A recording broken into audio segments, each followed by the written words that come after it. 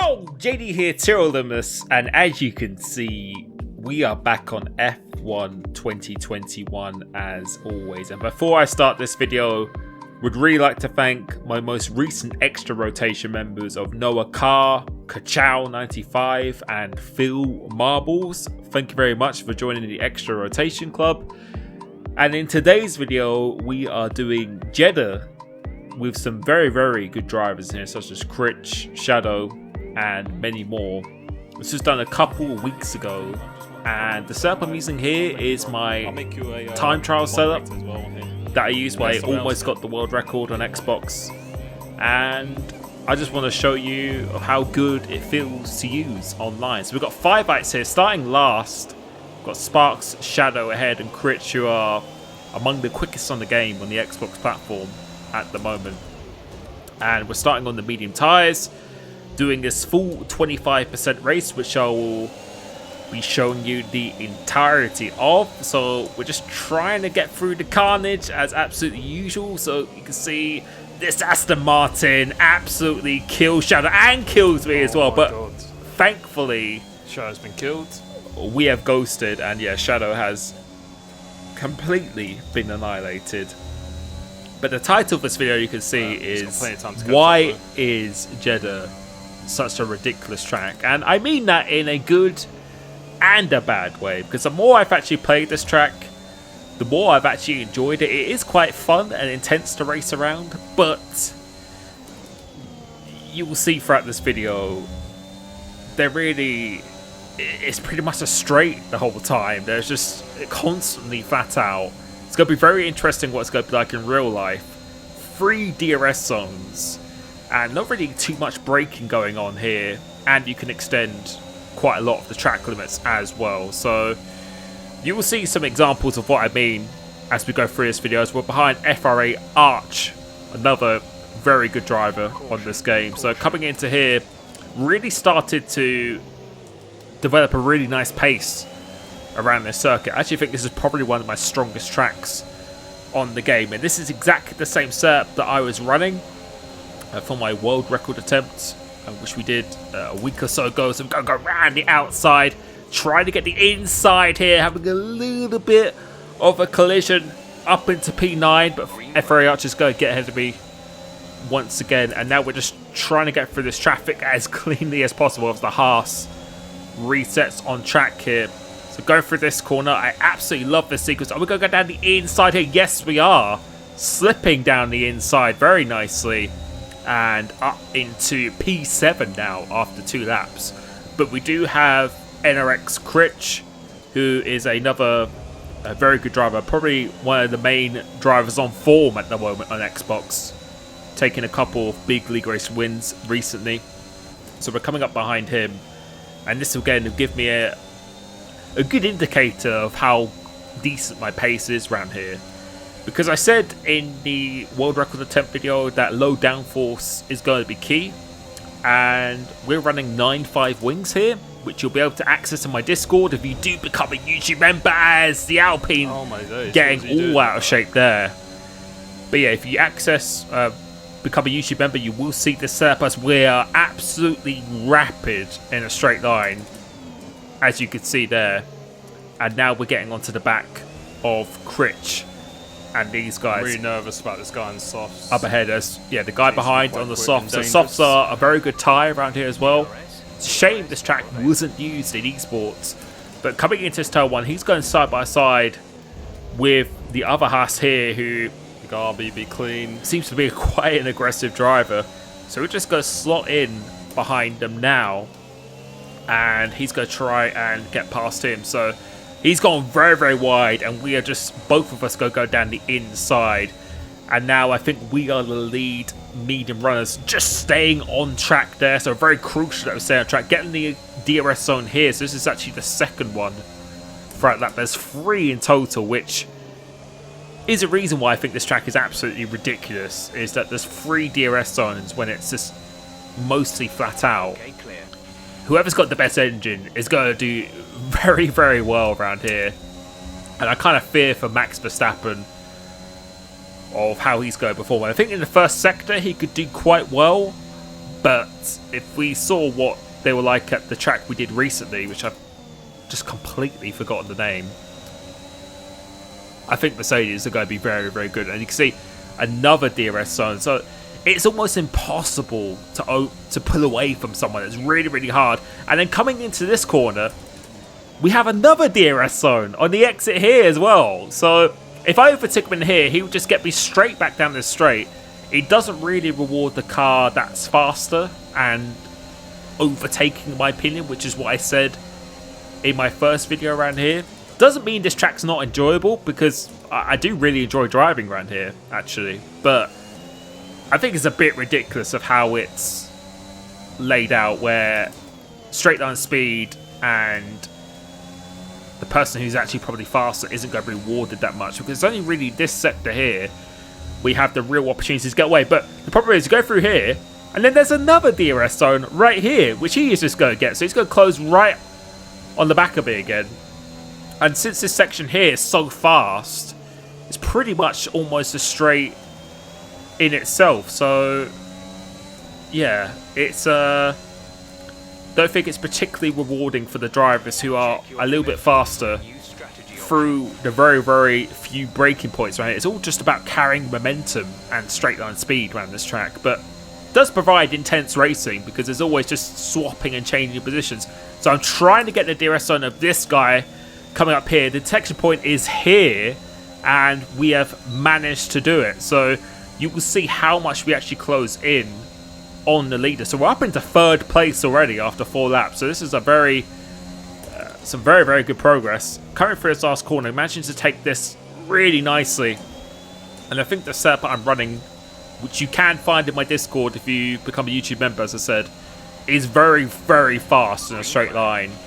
And because the tyre wear is so minimal here, you can see the guy up ahead is actually running low on the ERS when we have Some people pitted. so much ERS to use still at this stage. We still have Garida, right, about 60% ERS to still use. So in a really good position on the medium tyres as well. And coming through here, can we go down the inside of this guy? Yes, we try and do it, but can he go side by side? No. Oh my The god. answer is no. But fair play to this guy. He's actually decided to let me back through when he probably actually had the right to the corner anyway, if I'm being honest. So, for an undercut. but still, fair play to him. And now we're going to test myself against NRX Critch, who I said is probably the man on form on Xbox right now. Had people like Shadow, Sparks in here, and FRA Arch. So this is actually a very, very quick lobby. So if I can get out in clean air, then I'll actually really be able to see if there is any sort of a pace difference between us at this stage. So coming through into here now, you're about to see the power of the DRS again. So Critch is going to overtake him. This guy's eye is flashing red, and because of the straight line speed we have, it would just go absolutely breeze past him. But now coming into here, Critch isn't going to have the DRS up ahead of him, but I'm going to have the DRS on him. And you're about to see again, because the straights are actually quite long. So we do a little dummy to the pits here. Yeah, there's absolutely nothing he can do. So going into here, we're going to go side by side. I'm going to get the inside for this corner, and we managed to make the move stick to go up into the lead. And I believe Sparks has actually gone for a little bit of an undercut on us as I go very, very deep into him. I got pushed ever so slightly coming to this corner. But it's only really these sequence of corners that you can really use to get away. And yeah, then there's a DRS zone right here. So Can't afford to be losing that much time. it makes it really, really difficult to, even if you're half a second faster than someone, it's going to be really difficult for you to get out of the DRS zone and pull away. So we've got this section here, which is just absolutely pretty much flat. Just a little dab on the brake here, on full throttle. We're pretty much almost on full throttle until the very last corner now. But then again, I can't really pull away here unless I'm an absolute bullet in a straight line. He's got the slipstream, but then there's another DRS zone coming up. So I think we're about to see a good example of what we mean here. So he's very, very close coming through into this corner. He should be close enough to overtake me, but I don't know if he's actually going to go for it. So is he going to go for it? I think he might just decide to stick behind, because again, there's no point him overtaking me here, because he's just going to get re-overtaken again. going into the tail 1. So I think we decide to actually box this up. No, we don't. We actually decide to stay out. So I'm actually using the battery because I want to try and Can't overtake me in the... stay ahead of him because I think Sparks has gone for that undercut. So going through into, we're managing to keep in the lead, and let's see how much of a gap we can even make in this first sector. So this time, let's see if we can do turn 4 nicely. Managing to do it quite well on this occasion. Going through into here, this is where my setup is probably not going to be particularly strong for this first sector like it was in the world record attempt. But it's just in a straight line as Critch actually has a penalty now. And I think we've only done one warning so far. And see, he got access to the DRS again. But it's not only just a straight line speed that's going to benefit me. It's also my ability to recoup the ERS. Because with a lower downforce, you're not using as much of the battery. The engine doesn't have to do any extra work. So right here now, I think I'm sitting in quite a good position with the ERS as well. So we're coming through into this section. No way we're going to put a second on this straight line speed part of the track. And coming off the exit here, he's going to be very, very close. So let's see if he actually decides to overtake this time. And I think he is going to overtake. So we're just going to let him have the racing line. Slot back in behind him once again. But problem is, I could just overtake him again going down the straight if I really, really wanted to. So we've got the DRS here. But instead of continuing, we're actually going to go in the pits. You can actually cut this white line and spot in the breaking point for the pits quite nicely. On this track, you can cut the entry, but you can't cross the white line at all on the exit. Otherwise, it will give you a 5-second time penalty. So, see, Sparks has a lot of penalties whilst he's been trying to get that undercut. FRA Arch has the undercut as well. So here, you cannot touch the white line. If you touch the white line on either the left or right, you will be getting an instant penalty. So Arch and Sparks have got a decent undercut. They do have quite a few penalties because I think Arch has probably crossed that white line. Same for Sparks as well. And that does give you quite a lot of penalties. Sometimes it can give you like 8 seconds worth of penalties, which I've actually had before because it counts as you crossing the pit lane and then also a 3-second time penalty as well. But we do have the fresher tyres, which is quite powerful around this track. So, and you're about to see the speed we have around this circuit. I think our raw speed, it just feels really, really good with this setup. And that's what I was saying before my world record attempt, that other people are running more downforce for the TT, but since you always have the hot lap, it doesn't run out of the battery. It's quite beneficial with the high downforce there, especially in the first sector. But in a race situation, I think low downforce is key. And look at the speed that we're closing on Sparks. He actually lets us have this last corner. So actually go, maybe try and hold it around the outside. But you're about to see the straight line speed we have with this setup. Once again, I think it is just OP to have the straight line speed. And you can see Arch can do absolutely nothing. Going into his tail, I'm going side by side into getting the inside, kind of a repeat of before, but he's not going to come out on top. And you can see Critch has fallen behind, but the undercut isn't that significant round here. So we've got 4 laps of this race to go, and everyone behind has a penalty. So we've done very well to keep it within the track limits at this stage, particularly through this corner. It's very, very hard, and they're already scuffling around. So now this is the opportunity for me to actually get away. So he's got the DRS here. If I can just pull away through this section and break that 1 second gap, 2 attempts to do it, then we will be in a very good position because I think we're quite comfortably the fastest car in a straight line. So we do this very, very nicely. 6/10 of a second. We're using all of the overtake now since the able to the battery, and the gap is already up to 1.1 seconds. Here's the detection point right here. So they're not going to get the DRS coming through into this section. And you can just see the gap is just extending all the time. Critch does have the 1 lap fresher tyres, but the problem he has now is that since there's so many DRS zones, it's going to be so hard for him to break the DRS of these guys behind. So really, they're just going to be slowing each other down. And I think that's also another reason why this track is just ridiculous. It's just so hard to get through the traffic and actually catch someone, because even if you overtake someone, it's just very, very easy for them to re-overtake you. So you can see Critch has actually gone down to 4th. He's actually lost 2 positions on that straight because of that. And because of that, you can see they're battling so much. It's just allowed me to just get away completely. And you can see that Delta is just going up and up all the time.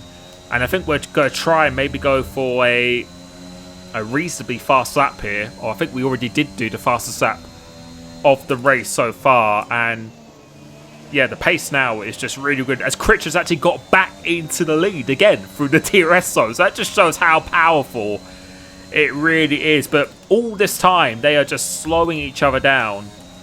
And I think if someone has the pace and they breaks out the DRS, even if someone's slightly quicker behind, I think they're just going to be battling so much because it's just so hard to break out of this DRS. And you can see by the Delta, they weren't really gaining on me that much in the straight because we just got such good straight line speed, and we're able to re-save the battery so much more.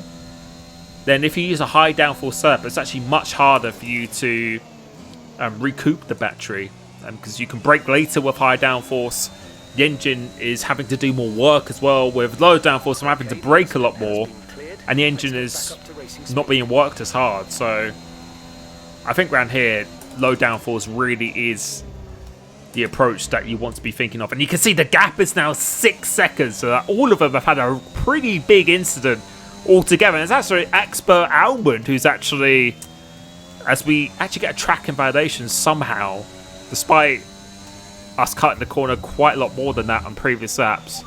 Expert Almond is 6.5 seconds behind, with Critch about 9 seconds behind now. So let's see what that gap is going towards the end of the race. I'm not sure what happened to all 3 of them. Have lost so much time there just from all battling each other, and they just can't get away from each other because of the nature of the DRS. But let's keep an eye on this gap to Expert Almond, who also is a very competent driver. Awesome. I said in my TT video that low downforce would be key, and I think it definitely is around here. It's really good. And yeah, at this stage, I was just feeling very, very good for the setup. Tyre wear is very minimal. Don't really have to worry about the tyre temperatures either. And you can see we're just extending this gap very, very quickly from the cars behind. So pace is feeling very nice at this stage of the race. You can see we're up to just over saving my ERS for the last lap. 50% of the ERS, and you can hear me say I'm actually going to save the ERS for the last lap of this race. I'm not actually going to push in this lap. Coming to this first corner of 44% ERS.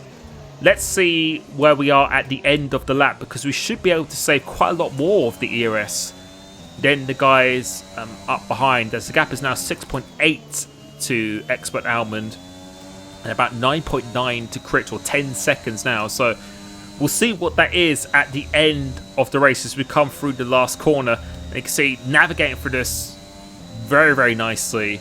And we're about 0.043 down, but we haven't used any of the ERS this lap. And I would say if you can lap consistently in the 28s, your pace is very, very good around here, I would say. So the gap is now 7 seconds behind.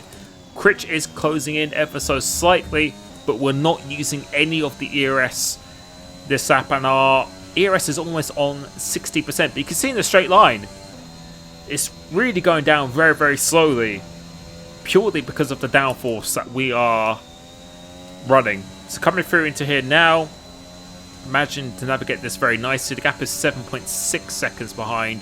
Stayed about the same with Critch, but I think we're going to see in this last lap what our true pace really is. So coming through into here, navigating this corner very nicely, and now we're going to be using all of the ERS here.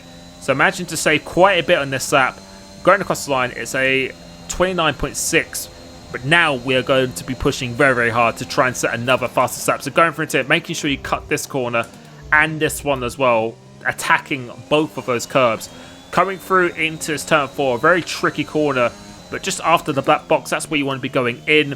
Try and use all the curb for the right, stay completely flat out through this left, up into a little lift, stay in 6th gear, then slow in, fast out, try and get a very good exit. And going through into here now, we're about 1/10 up on our fastest sector. Now going into this corner, I really enjoy using the camber of this corner. You running completely out wide to the barrier. Now into this left, right. As you hit the 50-meter ball, that's really brake and turn and hook the curb on the inside. Almost lose it on the exit. That has cost us a little bit of time, but still a pretty decent exit. Using the ERS now. Let's see how much we are up, and we're only 0.08 up, but going into it, really throwing out wide, and on that occasion, track limit said no, but quite often it would actually allow you to do that, which I think is a little bit inconsistent sometimes. But coming through into between the two brake marker balls, about 70 meters out, trying to hook the inside as much as possible, using the rest of the ERS, and let's see if we can improve on our fastest lap. But coming across the line is a 28.8 on the final lap. Nice. And you can see those gaps have gone up quite considerably behind. So really, really nice right now. yeah, setup felt absolutely awesome. As I said, if you want to access that, join my YouTube membership. Thank you very much for those extra rotation members. We'll be offering one-to-one coaching next week for members and Twitch subscribers. So if you want to be a part of that first, then make sure you join that. And yeah, really thank you for support on my videos. Thank you so much. And I will catch you very, very soon. Peace.